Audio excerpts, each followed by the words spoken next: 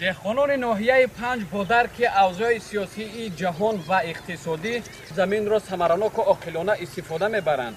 چنانه که دیده می شود دهقانان نه تنها زمین های خواجگی دهقانی را بلکه زمین های یاری رسان و نزد حولگی را نیز ثمرناک استفاده برده حاصل دلخواه به دست می آورند. چنانه که دیده می شود در اینجا دهقانان پیازی بر وقتی و همچنین کارتوشکا را کشت کردند که روزهای نزدیک آن را وارد بازارهای حدود جمهوری میکنند.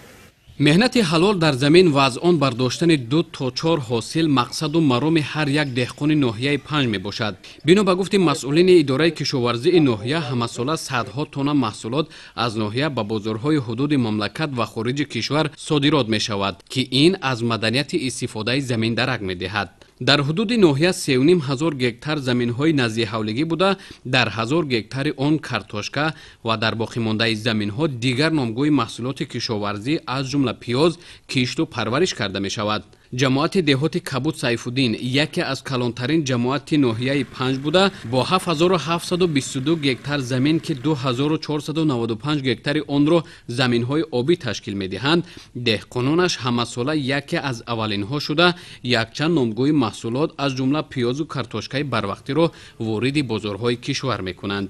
بنا به گفت متخصصان ساحه کشاورزی ناحیه در حدود جماعت زمین خالی نمانده ثمرناک استفاده برده می شود. اکثر ساکنان از مهنت در زمین به زندگی شایسته و ارزنده نائل شده اند. دیگه همش اساساً سبزیجات اساساً کارتوشکا و پیاز و دیگر نمود هم سبزیجات میکارن. ثمرناک استفاده میبرن زمین را. یخلش هم 3 فاصله میگیره پیشش 4 بارم کرده میگیرن. مهنت خوب قطعی حرکت میکنن.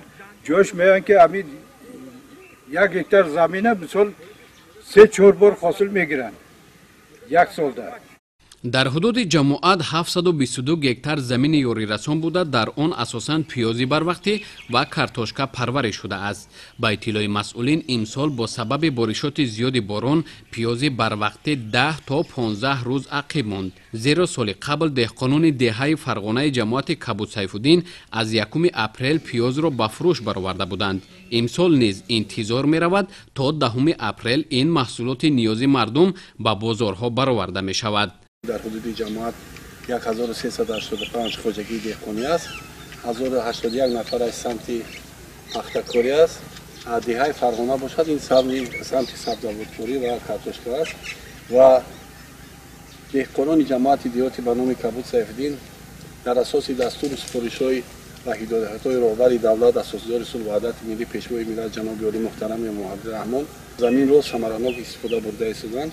در موقعی که ما جایگیر هستیم دهه فرغانه 51 گکتار زمین کارتوشکا، 16 گکتار زمین پیاز و دیگر زراعت‌های کشاورزی کشیدند و دهقانان کوشش به خرج می‌دهند که زمین‌های آبی زمین‌های کورم را ثمرناک استفاده برده بازارهای چی داخلی ناحیه چی از ناحیه بیرون با محصولات کشاورزی خود غنی گردانند.